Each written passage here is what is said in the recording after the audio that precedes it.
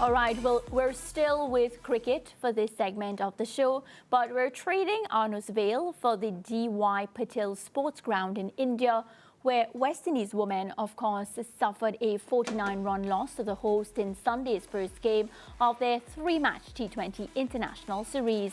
A 44-ball, 81-run second wicket stand between opener Smriti Mandhana, 54, and player of the match Jemima Rodriguez, 73, first propelled India to a mammoth 195 for 4 from their 20 overs.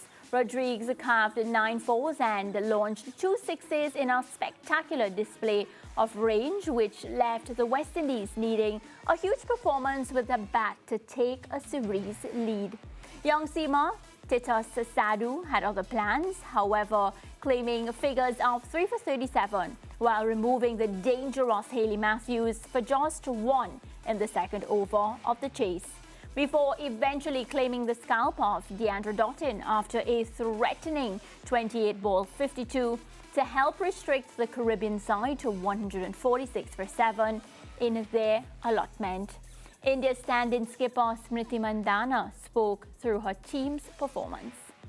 We started really well. Uma's first game as an opener, I think she was really good at the start. And I think when from the time Jemmy I think came in, it was really brilliant to watch her, the way she went about. I had to just rotate the strike, get her on strike, and I think we got a decent score. And then I think big credit to the bowlers to bowl under this much of a dew and executing their balls. So I think it's really hard to bowl with this much of dew. So big credit to the bowlers. Meanwhile, West Indies head coach Shane Deeds was frustrated with his team's display. Very disappointing performance, actually. Since I've taken over, it's probably the worst I've seen us play. Under the preparation, everything we've had a really good World Cup. We're in a good space. And tonight, from ball one, we just seemed we weren't ready, or we weren't up for the challenge, or expected things to happen, maybe a bit complacent, I'm not sure. So we'll have to debrief to work out why it happened tonight. But from the get-go, we started off poorly and we never got back in the game. We talked about starting off well, taking control of the game and staying on top of the game. We won the toss, which was a good option to bowl first, and I don't know why we weren't ready from ball one, so it's very disappointing, but we have to debrief that quickly, train well tomorrow and come out and put a lot better performance in the next game. All right, Nikhil Uttamchandani, he's still with us, and we're going to break down now the West Indies performance. Nikhil, let's start by talking about the option of, winning the toss and deciding to bowl first. Good or not so good? Definitely good. I thought that given D.Y. Patel and what we've seen there and exactly what we saw last night, I thought it would have helped the West Indies in a big way. But I think you look at 195, it was probably above par. Especially, it was the perfect cushion given what India had to contend with the Drew factor. I think, listening to the coach there, complacency is a good word. They'll be really disappointed with their fielding, which has improved at the World Cup, especially their catching. And also, I think, just their execution in length. Obviously, they were put under severe pressure by that partnership, Jemmy Rodriguez and, of course, Smriti Mandhana. I think both of them are two different players who can attack you in different ways. Mandhana very, in front of the wicket and hits you in the V, hits you down the ground. And then, of course, Jemmy Rodriguez with the reverse sweeps, the sweeps. She is phenomenal, man. I think all West Indian players should be watching her and seeing the efficiency with which she bats. 5 dots in 35 deliveries to get 73. It was amazing to see. And I think it was always going to be tough, even with the Drew factor, to chase 195 against a good bowling attack would have always been challenging once India executed, and they did it much better than the West Indies. Yeah, and you notice a lot of our bowlers were extremely expensive. I was even surprised when I saw Karishma's figures because, spin is not known to do so well in those conditions, but, very economical from her, and of course getting some big wickets as well. But I want to start with a positive. I think for her to bowl that spell, given what the West Indies and the other bowlers, how much they conceded, I thought it was a phenomenal spell.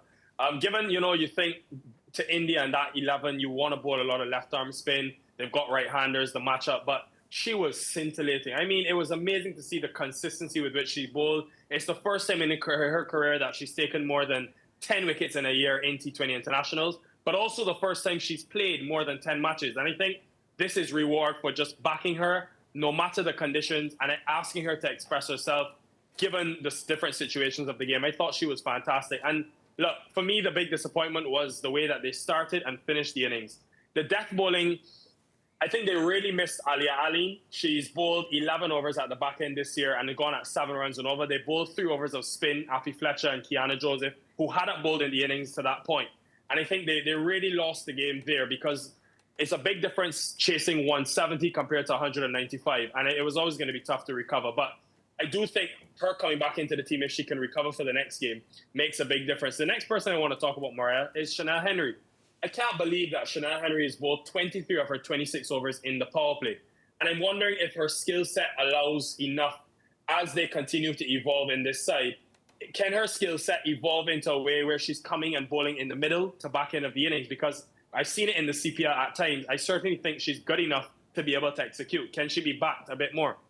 Yeah, it's actually a really good question, and it has me thinking as well. And Nikhil, I'm hoping that, coach knows exactly what he's doing with these players and, really tries to bring out the very best in them. Something that also disappointed me while I was looking at the match was the number of drop catches.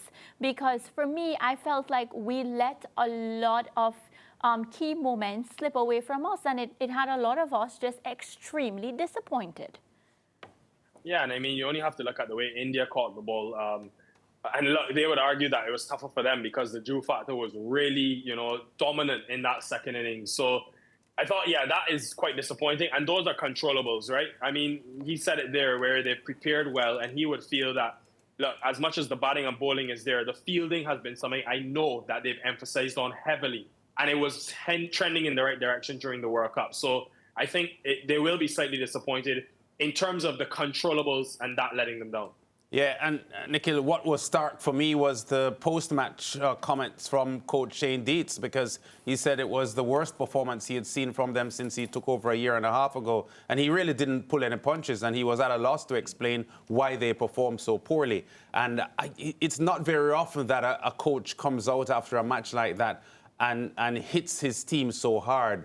But for me, and maybe you can comment on that, I think it was an illustration of how not only disappointed he was, but how shocked he was that the team played as badly as they did. Yeah, and it's one thing I've always admired Lance. When I listened to him during the World Cup, he's quite honest, he's quite transparent, and maybe he's sending a message to his team that we need to wake up. I mean, there will be still some World Cup blues. They obviously did really well at the World Cup to get to the semi-finals, but that's gone now. We have to move on, and if we want to continue competing against the best in the world, series like this are important. And I'm interested to see the rebound, how they react after this. It was good to see. I think one positive for me was to see other batters stepping up with Hayley Matthews going early. I really think Kiana Joseph is a project which needs to be invested in.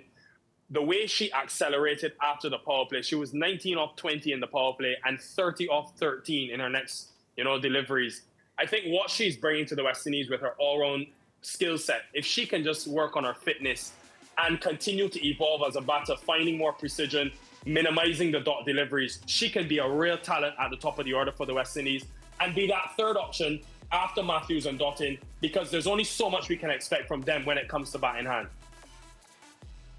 Yeah, Nikhil, very interesting point you made as we have a look there at one of a couple opportunities put down. I was saying to a friend of mine yesterday that I'm convinced that the way Kiana Joseph hits the ball makes it difficult for fielders out at deep mid-wicket to take those catches, as we saw in that all-important match in the World Cup against England. And we saw it yesterday again.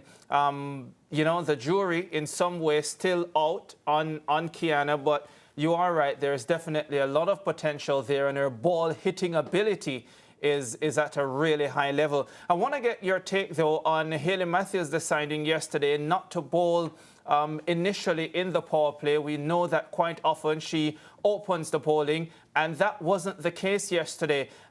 Experimenting, trying to find other options. I mean, what did you make of it? Yeah, I was also quite surprised because I think when I came on the show, I was telling you guys about how much I enjoyed the trio of Zeta James, Hayley Matthews, and Chanel Henry in the power play, and the different skill sets that they have and how they complement each other. But maybe it's just a case of, first of all, the matchup, so wanting to get Zeta in earlier. And also, Chanel Henry, they clearly think that she is their new ball option. So she's going to bowl 2 in the power play every game. But I was surprised. Even Shamilia Connell, right? She's going to be in the team. I was surprised that she only bowled 1 over and not bowling the new ball with that hint of extra pace. So it is a team that I think are still trying to find that quote-unquote identity with ball in hand. But I do think Alia Aline makes a big difference. She can bowl 1 in the power play, and then she is a real option for them at the back end of the innings with her ability to bowl the Yorker and maybe with the Jew factor, ability to bowl cross seam and go into the pitch. I definitely thought they missed her badly. Yeah, of course, the second T20 International will be played tomorrow, Tuesday. Of course, it will also be live on SportsMax starting at 8:30 a.m. Jamaica time. That's 9:30 in the rest of the Caribbean. Any changes that you suspect for the West Indies side heading into that one? I think just the one change, if Ali Aline recovers, probably her in for Shamilia Connell. And anything that you would do in terms of approach from a West Indies standpoint? Catch the ball is one. Obviously, I know that they're trying to catch the ball. They're not purposely dropping catches, but just hopefully execute a bit better at the back end. And with the batting, we keep saying it, just minimizing the dots. I think the way Rodriguez batted yesterday, that was a masterclass. If they can do that, and Kiana Joseph with all of her power, you just saw that partnership between her and Dottin. The two of them could be world beaters if they're, on song. So I think just minimizing the dots because they've already got the boundary hitting, and I expect it to be a good surface as well. Yeah, well, Nicky, catching seems to be a West Indies problem. It's not just the women, but the men are struggling as well. And, well, Mariah and her team, well, they're catching. Yeah, they're catching on. They're catching the losing bug. Manchester City, it's break time, isn't it, Mariah? Where did that come from? Nikhil, thank you. Left field. Nikhil, thank you so much for joining us, and we'll talk again really soon. Good luck with Ricardo Morea and his outburst. It's just a few days before I go on holidays, Nikhil, so he's on his own. Keep fighting, then. Keep fighting. All right. Viewers, our coverage of West Indies Women's Tour of India continues on Tuesday with the second T20 International, which bowls off from 9:30 a.m. Eastern Caribbean time, 8:30 in Jamaica, live on SportsMax.